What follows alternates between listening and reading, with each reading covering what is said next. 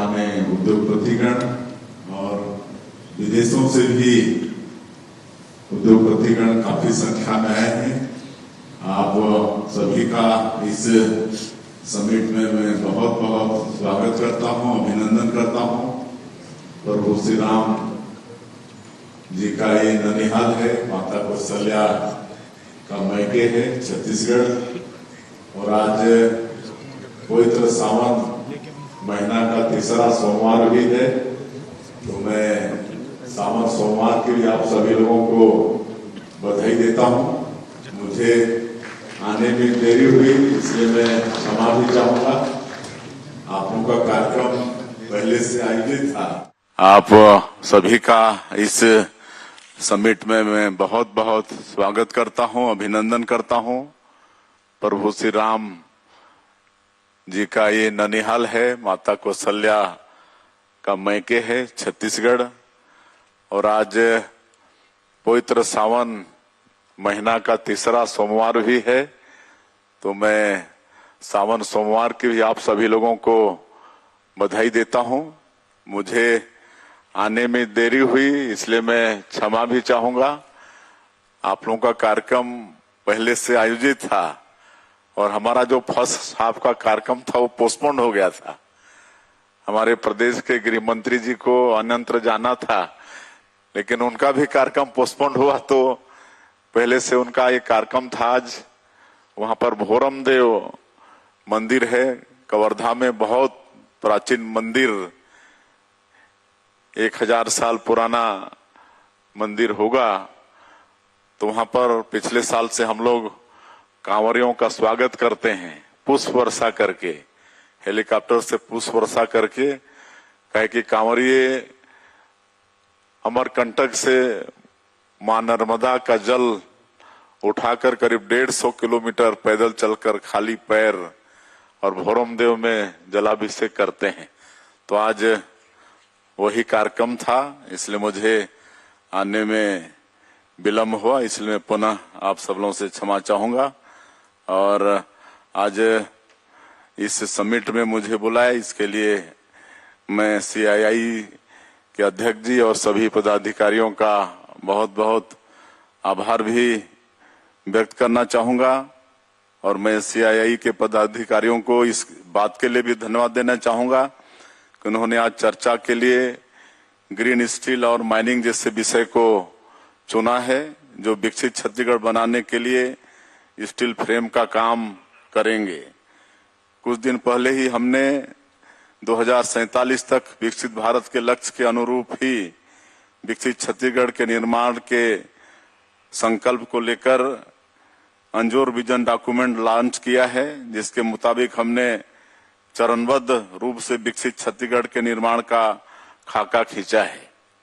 Vision document में हमने सबसे ज्यादा जोर मैन्युफैक्चरिंग सेक्टर पर रखा है और इसमें भी छत्तीसगढ़ की कोर इंडस्ट्री जैसे स्टील और पावर जैसे उद्योगों पर हमारा सबसे ज्यादा फोकस है। हमारे यशस्वी प्रधानमंत्री श्री नरेंद्र मोदी जी का सपना है देश को स्टील हब बनाना। उनके नेतृत्व में देश में स्टील उत्पादन 100 मिलियन टन से बढ़कर 200 मिलियन टन हो गया है और वर्ष 2030 तक इसे बढ़ाकर 300 मिलियन टन करने का लक्ष्य उन्होंने रखा है। छत्तीसगढ़ में भी हमने स्टील की वर्तमान उत्पादन क्षमता 28 मिलियन टन से बढ़ाकर 45 मिलियन टन करने का लक्ष्य रखा है। इस लक्ष्य को पूरा करने के लिए हमने नई औद्योगिक नीति में स्टील सेक्टर को विशेष रूप से प्रोत्साहन दिया है। यदि कोई उद्यमी ग्रीन स्टील का उत्पादन कर रहा हो तो विशेष अनुदान प्रावधान की व्यवस्था हमने नई इंडस्ट्रियल पॉलिसी में की है। अपने लक्ष्य को प्राप्त करने के लिए आवश्यक तैयारियां हम कर चुके हैं। हमने अपने रेलवे अधोसंरचना को मजबूत कर लिया है। 1853 में जब भारत में पहली बार रेल चलने से लेकर वर्ष 2014 तक मात्र 1100 रूट किलोमीटर रेल लाइन बिछाई गई थी। मोदी जी के नेतृत्व में हम 2030 तक इसे 2200 रूट किलोमीटर तक ले जाने वाले हैं। विकसित भारत विकसित छत्तीसगढ़ का लक्ष्य आसान नहीं है। इसमें दशकों का काम साल भर में और साल भर का काम महीने भर में निपटाने जैसा भगीरथ प्रयास करना होगा। रेल लाइन संबंधित अधोसंरचना के जो आंकड़े मैंने आपको बताए हैं, उनसे स्पष्ट होता है कि हम इतनी ही तेज गति से काम भी अपने प्रदेश में कर रहे हैं। हमने जो रेल लाइन बिछाई है वे स्टील सेक्टर को बूस्ट करेगी। अभी 47,000 करोड़ रुपए के प्रोजेक्ट्स पर रेलवे हमारे प्रदेश में काम कर रहा है। अब रावघाट से जगदलपुर रेल मार्ग पर भी काम आरंभ होगा। इसकी स्वीकृति मिल चुकी है। किरंदुल से तेलंगाना के कोठागुडेम तक रेलवे लाइन बिछेगी। इसमें 138 किलोमीटर का हिस्सा बस्तर से भी गुजरने वाला है। एक और महत्वपूर्ण रेल मार्ग रायगढ़ के खरसिया से राजनांदगांव के परिमल कस्सा तक का है। यह प्रदेश के महत्वपूर्ण औद्योगिक केंद्रों से गुजरेगा। इसके चलते इन औद्योगिक केंद्रों तक कच्चे माल की आपूर्ति और निर्मित माल की ढुलाई आसान होगी। इससे उनके लागत में भी काफी कमी आएगी। नई औद्योगिक नीति में हमने सिंगल विंडो क्लियरेंस सिस्टम और ईज ऑफ डूइंग बिजनेस को अपनाया है। इसके साथ ही 350 से अधिक रिफॉर्म्स किए हैं, जिनका प्रत्यक्ष लाभ स्टील सेक्टर में भी किए गए निवेश को मिलने वाला है। जलवायु परिवर्तन दुनिया के सामने सबसे बड़ी चुनौती है, लेकिन यह अवसर भी लेकर आया है, विशेष रूप से उन उद्योगों के लिए जो ग्रीन एनर्जी के माध्यम को अपनाएंगे। एक जिम्मेदार देश के रूप में पेरिस प्रोटोकॉल के मुताबिक वर्ष 2070 तक माननीय प्रधानमंत्री जी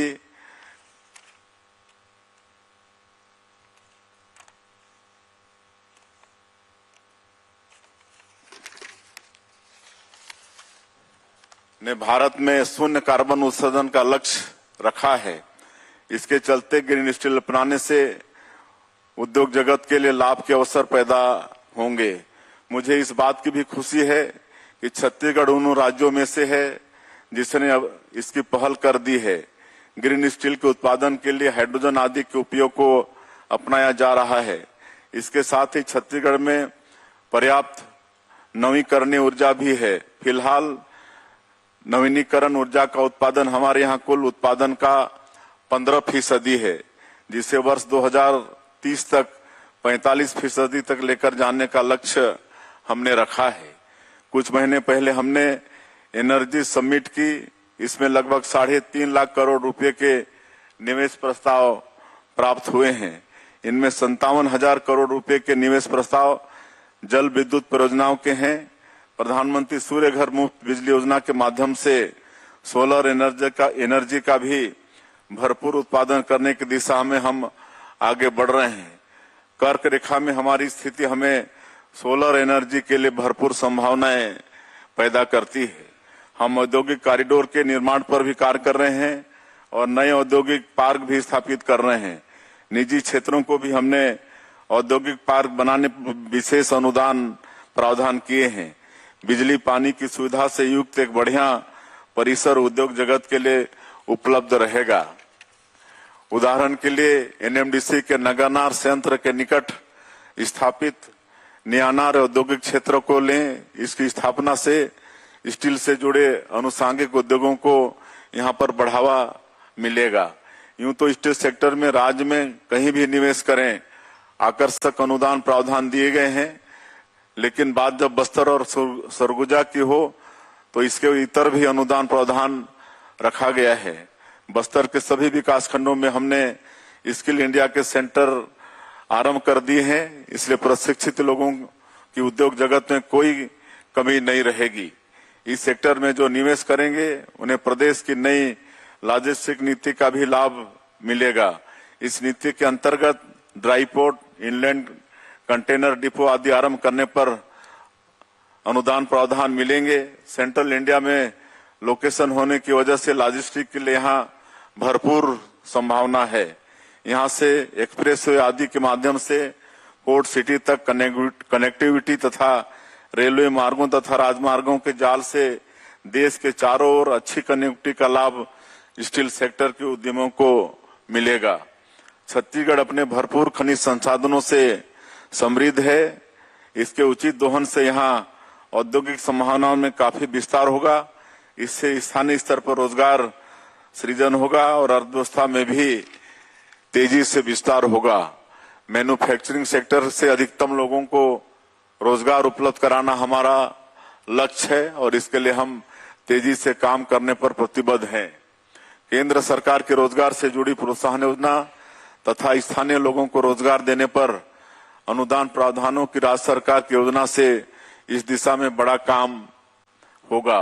हमने रायपुर, दुर्ग, भिलाई जैसे शहरों को शामिल करते हुए स्टेट कैपिटल रीजन का निर्माण किया है और इसके माध्यम से तीव्र विकास के लिए प्राधिकरण का भी गठन किया है। हमने एसीआर को एक बड़े स्टील क्लस्टर के रूप में विकसित करने का लक्ष्य रखा है। प्राधिकरण के गठन से इस कार्ययोजना को मूर्त रूप देने में काफी मदद मिलेगी। देश के सबसे ऊंचे चिनाब पुल में छत्तीसगढ़ का स्टील लगा हुआ है। ये छत्तीसगढ़ के लिए बड़े ही गौरव का विषय है। आइए हम सब संकल्प लें कि छत्तीसगढ़ को देश के अग्रणी स्टील हब के रूप में तैयार करें ताकि देश ही नहीं दुनिया के मेगा स्ट्रक्चर को भी छत्तीसगढ़ का स्टील मजबूती से प्रदान हो। आपने मुझे इस कार्यक्रम में आमंत्रित किया, इसके लिए मैं पुनः CII का आभार व्यक्त करते हुए और एक बार आप सभी का छत्तीसगढ़ की इस धरती में स्वागत करते हुए अपनी बात समाप्त करता हूं। जय हिंद, जय Chhattisgarh.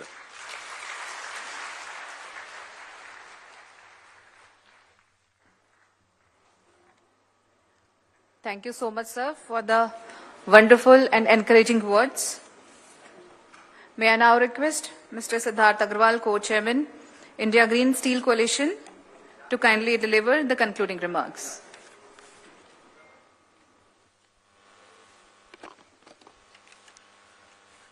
Shri Vishnudev Sai Ji, Honorable Chief Minister of Chhattisgarh, Mr. Sanjay Jain, Chairman, CII Chhattisgarh State Council, Mr. Bajrang Goyal, Vice Chairman, CII Chhattisgarh State Council, Ms. Shweta Shanjan, State Head, Chhattisgarh State Council.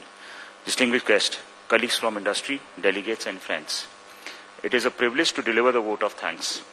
It is my honor to deliver the vote of thanks as we conclude the inaugural session of Green Steel Summit 2025. I begin by conveying my deepest gratitude to Sri Vishnudev Sai Ji, Honorable Chief Minister of Chhattisgarh, for his gracious presence and for delivering an inspiring and forward-looking address. His vision for a cleaner, greener and economically robust Chhattisgarh has deeply rationed with all of us here. The Chief Minister, sir's clear commitment on aligning industrial progress with environmental stewardship sends a powerful message, not only to the state steel and mining sectors, but to the entire nation. His leadership is laying the groundwork for a new model of development, one that combines resource efficiency, climate responsibilities, and economic opportunities. Under his guidance, Chhattisgarh is truly emerging as a beacon for green industrialization. The state proactive steps in renewable energy promotion, sustainable mining, infrastructure readiness, and support for clean technologies reflect a deep understanding of the challenges and opportunities in this transition. At the steel sector looks to be decarbonized, Chhattisgarh, under the leadership of Sri Vishnudev Sai Sir, is well positioned to become a national hub for the low carbon steel and green manufacturing. I also take this opportunity to thank Mr. Sanjay Jain, Chairman, CII Chhattisgarh State Council, for his continued leadership and for helping shape this vital platform for dialogue and action. Now in the fourth edition, the Green Steel Summit is more relevant than ever. As India accelerates towards its net zero ambitions, steel must lead the way. This summit provides the space to explore solutions that are not only technological viable and economical sound, but also aligned with the broader vision that the leaders like the Honorable Chief Minister Sir mentioned. Finally, I extend sincere thanks to all our delegates, speakers, coalitions, partners and stakeholders. Your presence reflects a collective commitment of shaping the future that is cleaner, more competitive and inclusive. Let us take the inspiration from Sri Vishnudev Sai Sir, Honorable Chief Minister of Chhattisgarh's vision and move forward with purpose, partnership and practical action to redefine the future of Indian steel, starting right here in this state, Chhattisgarh. Thank you.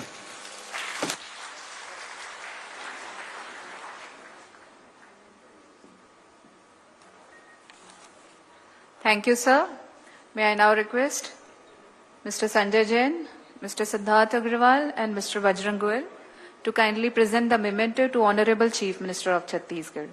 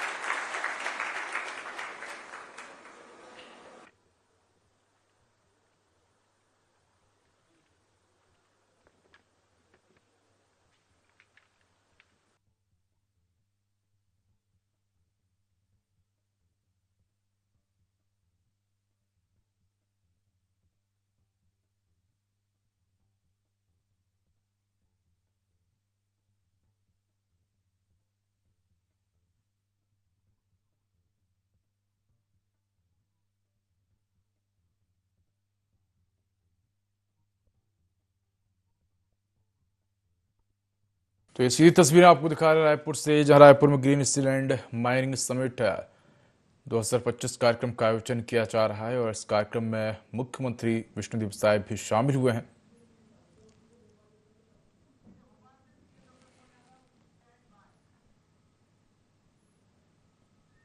आगे कैसे बढ़ाया जाए उसके production को, इस पर चर्चा होगी और माननीय प्रधानमंत्री जी का जो सोच है कि आने वाले 2030 तक इस देश में स्टील का उत्पादन 300 मिलियन टन करना है और हम लोगों को भी यहाँ पर छत्तीसगढ़ में 2030 तक करीब 45 मिलियन टन करना है। तो निश्चित रूप से इस समिट इस दिशा में मील का पत्थर साबित होगा। आपने ट्वीट किया है सर कि दुर्ग में जो नन पकड़ाई है उसको लेकर के राहुल गांधी जी कह रहे हैं।